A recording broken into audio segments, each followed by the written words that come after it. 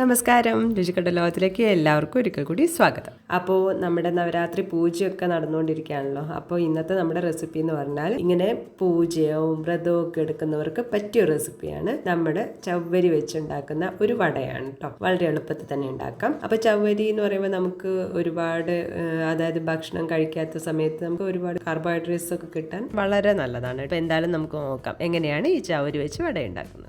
അപ്പൊ ഇതിനു വേണ്ടിയിട്ട് നമ്മൾ ചവ്വരി എടുത്തിരിക്കുന്നത് 1 കപ്പാണ് കേട്ടോ. അപ്പൊ 1 കപ്പ് ചവ്വരി ഒരു 4 മണിക്കൂർ, മിനിമം ഒരു 4 മണിക്കൂറെങ്കിലും വെള്ളത്തിൽ കുതിർത്തി വെക്കാം.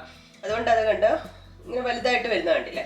അപ്പോൾ അതിനുശേഷം നല്ല പോലെ കൈ വെച്ചിട്ട് ഇതിൽ വെള്ളം മൊത്തമായിട്ട് നമ്മൾ കളഞ്ഞിട്ടുണ്ട്. ഇങ്ങനെ പിഴിഞ്ഞ് കളഞ്ഞെടുത്ത് വെച്ചതാണ് ഇത്. പിന്നെ ഉരുളക്കിഴങ്ങ് ഇപ്പൊ ഇത് നമ്മളൊരു വലിയൊരു ഉരുളക്കിഴങ്ങ് 2 ചെറുതും, അതായത് ഏതാണ്ട് ഒരു 2 ഉരുളക്കിഴങ്ങും ഇത് ഞാൻ വേവിച്ച് തൊലി കളഞ്ഞു വെച്ചതാണ്. ഇനി നമ്മൾ ഇത് നല്ലോണം ഉടച്ചെടുക്കുകയാണ് ചെയ്യുക. പിന്നെ ഒരു 1/2 കപ്പ് നിലക്കടല വറുത്ത് വെച്ചിട്ട് തൊലിയും കളഞ്ഞു വെച്ചതാണ്. ഇതും ഇതുപോലെ തന്നെ ഒന്ന് ക്രഷ് ചെയ്തെടുക്കുന്നുണ്ട്.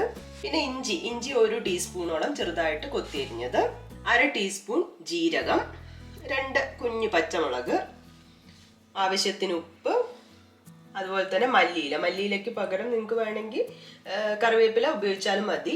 പിന്നെ നമ്മൾ ഓയിലാണ് ഇത് ഫ്രൈ ചെയ്തെടുക്കുന്നത്. അപ്പൊ നമുക്ക് ആദ്യം നിലക്കടല അങ്ങ് പൊടിച്ചെടുക്കാന്ന് പറഞ്ഞാൽ പൊടി പോലെ ആക്കില്ല കേട്ടോ, ജസ്റ്റ് ഒന്ന് ക്രഷ് ചെയ്ത് എടുക്കുന്നേ ഉള്ളൂ. അപ്പൊ പൊടിച്ചെടുത്തിട്ടുണ്ട് കേട്ടോ.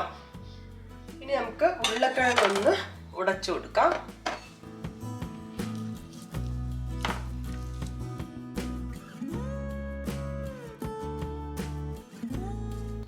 അപ്പോൾ ഇത് നമ്മൾ നല്ലപോലെ ഉടച്ചെടുത്തിട്ടുണ്ട്. അപ്പോൾ അടുത്ത് നമ്മളെ മിക്സിങ് ഷേപ്പിംഗ് പരിപാടിയൊക്കെയാണ്. അപ്പോൾ ഞാനൊരു പാത്രം എടുത്തിട്ട് ചവ്വരി കുതിർത്ത് വെച്ചത് ഇട്ട് കൊടുക്കുകയാണ്. ഇതിലേക്ക് നമ്മൾ പൊട്ടറ്റോ ഉടച്ചു വെച്ചിട്ടുണ്ടല്ലോ അത് ചേർക്കാം. ഇനി നിലക്കടല അതും ചേർക്കാം. ജീരകം, ഇഞ്ചി, പച്ചമുളക്, മല്ലിയില, പിന്നെന്താ ഉപ്പും കൂടെ ചേർക്കാം കേട്ടോ. ഇനി ഇത് നല്ലപോലെ ഒന്ന് കുഴച്ചെടുക്കാൻ പോവാണ് നമ്മൾ.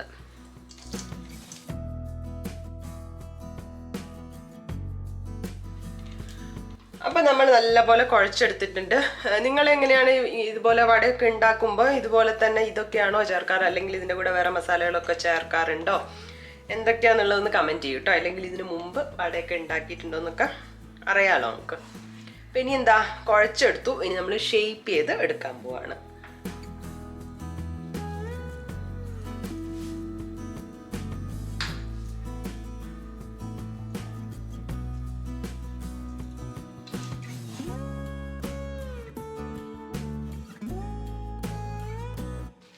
അപ്പൊ നമ്മളെല്ലാം ഷേപ്പ് ചെയ്തെടുത്തു കേട്ടോ.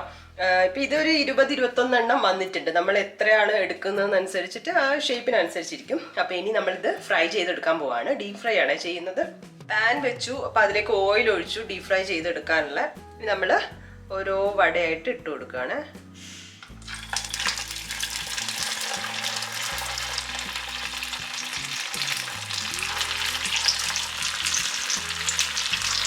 ഫ്ലെയിം കുറച്ച് വെച്ചിട്ട് നമുക്കിത് ഒന്ന് ഫ്രൈ ചെയ്തെടുക്കാം.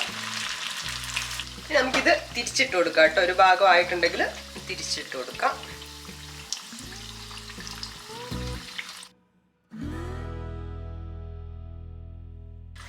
അപ്പോൾ വട ഇതാ ഏകദേശം റെഡി ആയിട്ടുണ്ട്. ഇനി നമുക്കിത് മാറ്റാം.